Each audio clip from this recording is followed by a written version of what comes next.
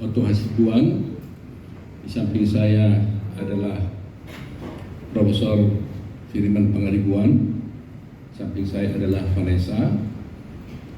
Kami ini adalah kuasa hukum dari SMA Binus, ya, Bina Nusantara, dan juga mewakili Yayasan Binus.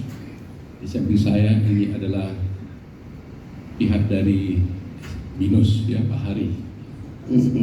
Paris. Kami membuat konferensi pers ini adalah sehubungan dengan banyaknya pemberitaan mengenai peristiwa yang dituduhkan kepada Binus, yaitu seakan-akan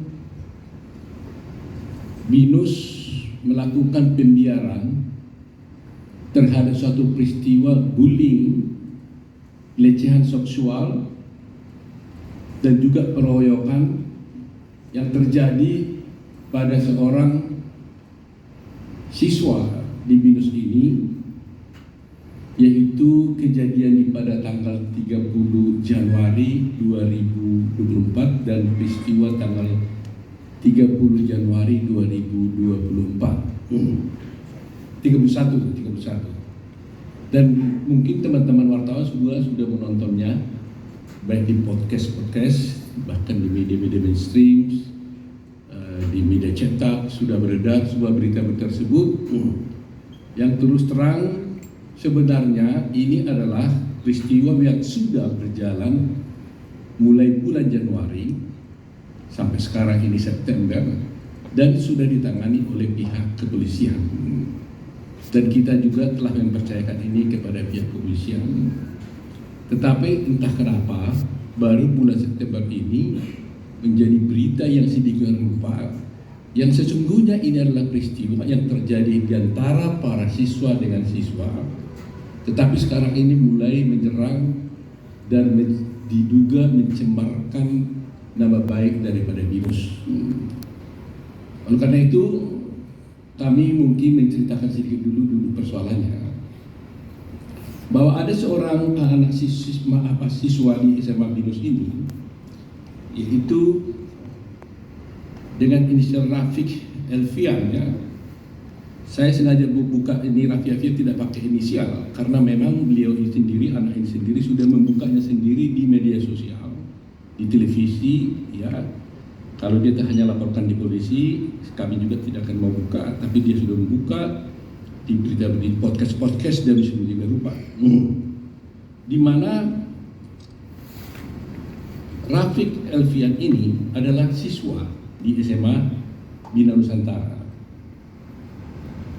Kemudian dia mengaku di beberapa media, di podcast bahwa terjadi bullying terhadap dia, terjadi pengeroyokan kepada dia, bahkan juga ada pelecehan seksual. Nah, terhadap hal ini telah dia laporkan oleh orang tuanya, itu Bapak siapa namanya, Sudiarman, ya. Salah.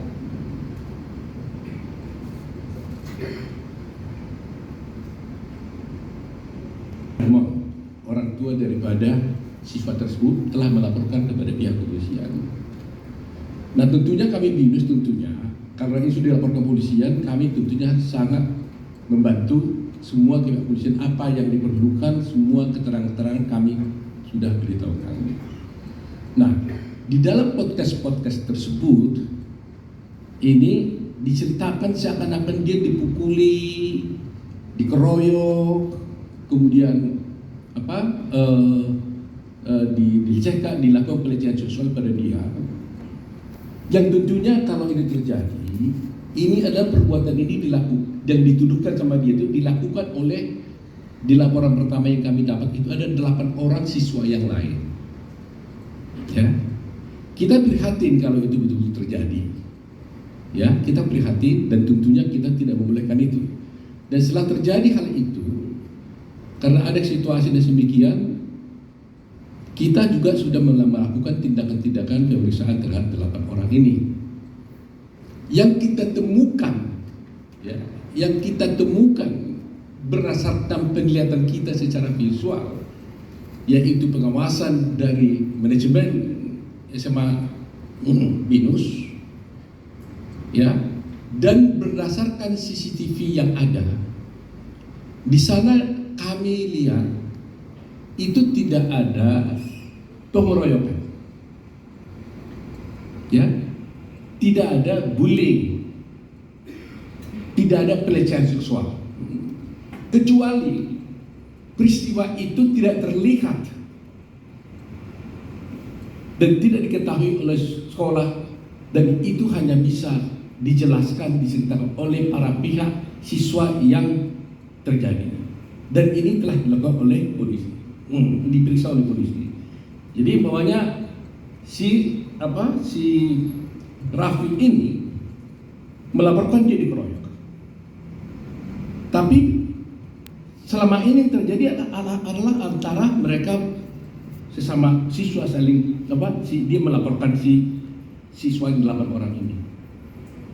Pihak sekolah tentunya juga memberikan keterangan-keterangan terhadap hal ini, dan terhadap ini telah dilakukan oleh RJ, ya, Restoratif Justice, terhadap peristiwa ini. Karena ini mereka kan waktu itu ada yang masih di bawah umur, bahkan semua ini sekarang masih di bawah umur, kecuali si Rafiq sekarang mungkin karena sudah kelahirannya bulan Agustus, mungkin dia sudah menginjak 18 tahun sekarang. Tapi dulu peristiwa itu dia masih belum berada di bawah umur. Nah, kenapa kami harus membuat suatu konferensi ini? Karena akhirnya peristiwa ini kan terjadi antara siswa, ya. Manajemen memang tidak boleh tutup mata terhadap hal ini. Kita harus melakukan hal-hal yang terjadi hari ini. Nah, dan diketahui oleh manajemen bahwa berdasarkan CCTV yang kita lihat, nanti akan kita putar CCTV-nya, ya. Ternyata di sana itu yang terjadi adalah adanya, misalnya siswa ini sepakat untuk bertinju, istilahnya itu berkelahi. Nanti kita lihat, ya. Jadi mereka mengajak berkelahi, mereka melakukan, tidak ada pengeroyokan. Jadi 1 lawan 1 berkelahi, setelah itu selesai. Ya, nanti kita lihat peristiwanya. Jadi nggak ada di sana itu, ada fakta memang perkelahian itu, dan videonya nanti kami tunjukkan. Walaupun sebenarnya kami tidak ingin menunjukkan ini, tapi karena sudah jadikan rupa pemberita seakan-akan BINUS ini menelantarkan, membiarkan kejadian yang terjadi kepada siswa-siswa, ini yang tidak boleh. Manajemen BINUS bertanggung jawab dan sudah melakukan apapun yang diperlukan. Nah, ketika dia mengatakan bahwa dia dikatakan dibully, kita lihat faktanya adalah memang perkelahian di antara mereka. Maka BINUS manajemen sudah menawarkan kepada yang bersangkutan, ya, agar kalau kau merasa ada sesuatu hal merasa tidak nyaman dengan teman-temanmu, sekolah menyiapkan dia untuk bisa belajar sendiri, terpisah daripada orang itu. Bahkan ditawarkan juga secara online, tapi dia tidak pernah mau menggunakan itu, sehingga hampir mulai dari Januari itu dia tidak masuk sekolah. Walaupun BINUS itu sudah tawarkan, kamu datang aja, kita buatkan fasilitas khusus dipisahkan dari yang lain, dan BINUS akan melindungi dia, menjaga dia kalau ada hal-hal seperti itu. Tetapi yang persoalan adalah ada peristiwa-peristiwa tentunya yang luput, ya, artinya yang tidak mungkin bisa 24 hours kita lihat sekolah itu, karena kejadiannya itu adalah seperti ini.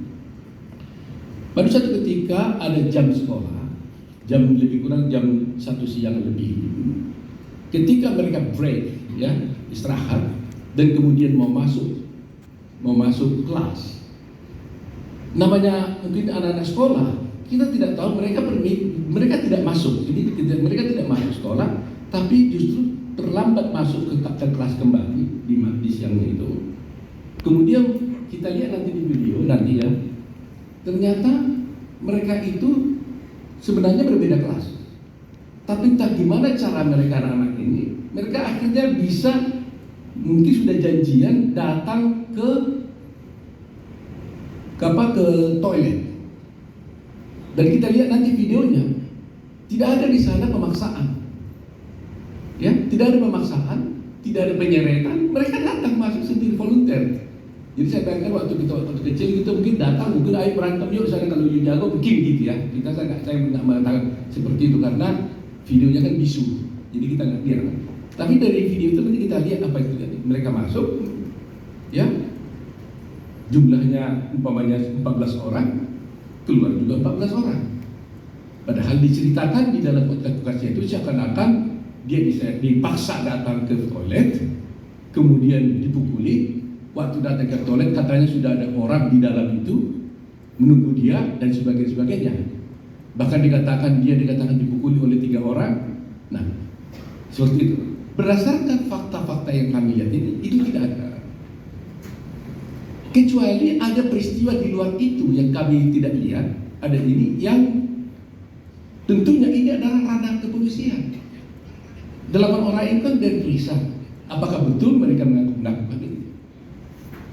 Kalau mereka melakukan itu, tentunya ada proses hukum yang terjadi, ya. Polisi bisa mengusut kasusnya. Tetapi tuduhan yang dilontarkan seakan-akan BINUS melakukan pembiaran terhadap kejadian ini yang kami tolak secara tegas. Kalau dikatakan sekolah BINUS membiarkan adanya bullying, itu yang kami tolak secara tegas.